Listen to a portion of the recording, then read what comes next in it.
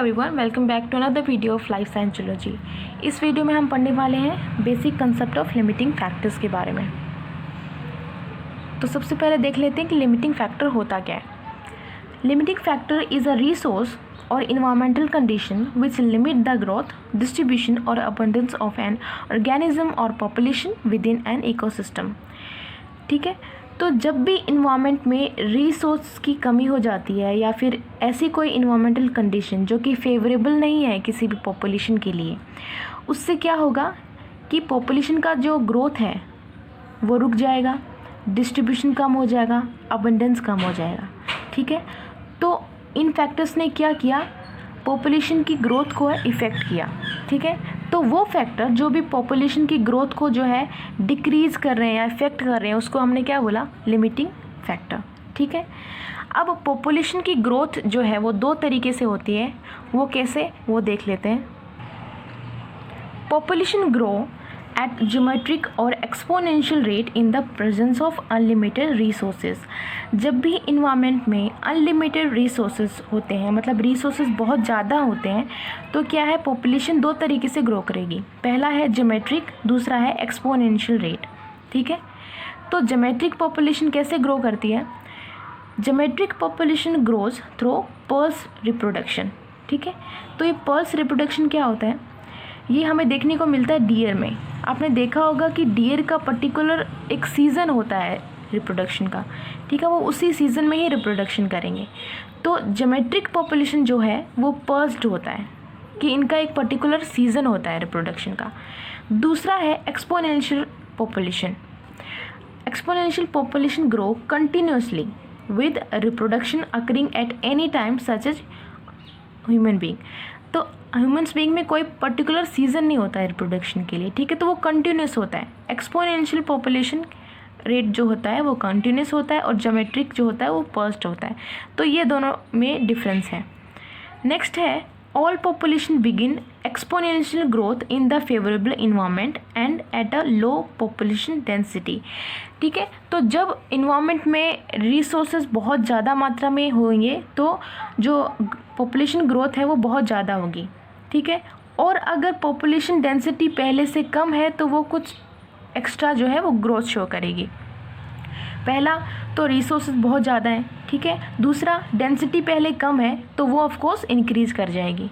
ठीक है, नेक्स्ट है however geometrical and exponential growth can not continue indefinitely. अब इसका मतलब ये नहीं कि अगर पॉपुलेशन ने ग्रो करना शुरू किया तो वो ग्रो करती ही चली जाएगी। ठीक है, ऐसा नहीं होगा, एक टाइम पर वो ग्रो करना रुक जाएगी या उनकी ग्रोथ जो है वो कम हो जाएगी या बंद हो जाएगी। In nature population growth must eventually slow and population size ceases to increase as resources are depleted, population growth rate slow and eventually stop। Next इसमें एक बहुत ही इंपॉर्टेंट टर्म आता है, दैट इज़ कैरिंग कैपेसिटी। अब ये carrying capacity क्या होता है, the carrying capacity of a biological species in an environment is the maximum population size of the species that the environment can sustain. ठीक है, इसका क्या मतलब हुआ, कैरिंग कैपेसिटी को आप कैसे डिफाइन करोगे कि एक बार में, ठीक है, एक टाइम पर जो इन्वायरमेंट है एक स्पीसीज़ के कितने इंडिविजुअल को जो है सपोर्ट कर पा रहा है। ठीक है, वो होता है उसकी क्या, कैरिंग कैपेसिटी। आपको पता है कि इन्वायरमेंट में लिमिटेड अमाउंट में क्या है, रिसोर्सेज अवेलेबल हैं। ठीक है, तो अगर इन्वायरमेंट में एक स्पीसीज़ के 1000 इंडिविजुअल को इन्वायरमेंट सपोर्ट कर पा रहा है, लेकिन उसमें क्या हुआ कि मान लो 1000 से ज़्यादा उनकी पॉपुलेशन बढ़ गई, इन्वायरमेंट के लिए वो मुश्किल हो जाएगा कि उसको प्रॉपर तरीके से वो फूड, हैबिटेट, वाटर या फिर नेसेसिटीज़ प्रोवाइड नहीं कर पाएगा। ठीक है, तो वो कैरिंग कैपेसिटी क्रॉस कर गया वहाँ पे।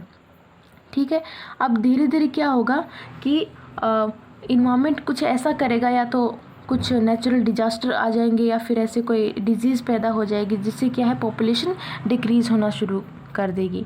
ठीक है, जैसे कि आज हम देख रहे हैं कि बहुत सारे डिजीज़ हैं जिसकी वजह से क्या होता है, पॉपुलेशन डिक्रीज़ हो रही है।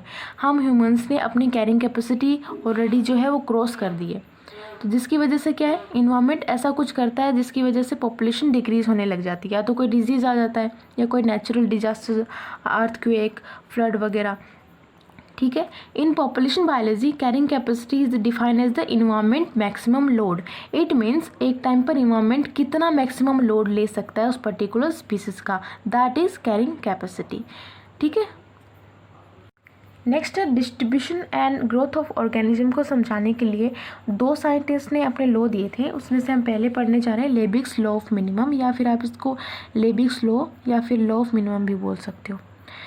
ठीक है। Justice लेबिग in 1840 while studying the relationship between the available amount of essential elements, या फिर आप इसको रिसोर्स भी बोल सकते हो, and plant growth, discovered the crop yield was frequently limited by such elements which are utilized in low concentration। ठीक है। अब लेबिग्स ने क्या करा, एक डिस्कवरी करी, उसमें क्या हुआ कि एक पर्टिकुलर इन्वायरमेंट में उन्होंने क्या क्रॉप लगाई। अब उन्होंने नोटिस किया कि इस क्रॉप की ग्रोथ के लिए ऑफ कोर्स रिसोर्स इम्पोर्टेंट होता है। ठीक है। तो वो रिसोर्स जो कि मैक्सिमम अमाउंट या फिर ज़्यादा अमाउंट में अवेलेबल हैं वो भी उतना ही इम्पोर्टेंट है जितना कि वो रिसोर्सेज जो कि कम अमाउंट में अवेलेबल हैं। ठीक है। तो इसीलिए यहाँ से जो है वो आया लॉ ऑफ मिनिमम, कि जो मिनिमम अमाउंट में रिसोर्सेज हैं प्लांट की ग्रोथ के लिए वो रिसोर्स भी उतने ही इम्पोर्टेंट रहेंगे जितने कि वो रिसोर्स जो कि ज़्यादा अमाउंट में अवेलेबल है। अब उन्होंने क्या किया कि वो रिसोर्स दिए उस क्रॉप को जो कि पहले से वहाँ पे मौजूद थे। तो उन्होंने नोटिस किया प्लांट की ग्रोथ नहीं हो रही ज़्यादा, क्योंकि उसमें कोई चेंज नहीं आया, वो रिसोर्स पहले ही उसके पास में थे। ठीक। लेकिन जब उन्होंने ऐसा देखा कि जो रिसोर्स मिनिमम अमाउंट में वहाँ पे अवेलेबल है, उन्होंने उस रिसोर्स को प्रोवाइड किया इस क्रॉप को, तो नोटिस क्या किया कि जो प्लांट है वो अच्छी तरीके से ग्रो कर पा रहा है और ग्रोथ दिखा रहा है। ठीक है। तो इससे ये पता चलता है कि वो रिसोर्स है जो कि मिनिमम अमाउंट में अवेलेबल है प्लांट की ग्रोथ के लिए, वो भी उतने ही इम्पोर्टेंट है जो कि वो रिसोर्स है जो कि ज़्यादा अमाउंट में अवेलेबल है उस एरिया में। The concept is describe as Liebig's law of minimum. ठीक है। It holds that the growth is dependent on the amount of foodstuff that is present in the minimum quantity, right? That is Lebig's law of minimum.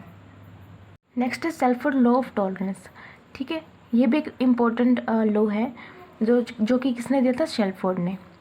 अब इसके according क्या होता है, the law of tolerance postulate that ecologic factor to which an organism response has minimum and maximum limiting effect, that a value below and critical minimum or a factor is excess of the critical maximum would exclude certain organism from the environment area।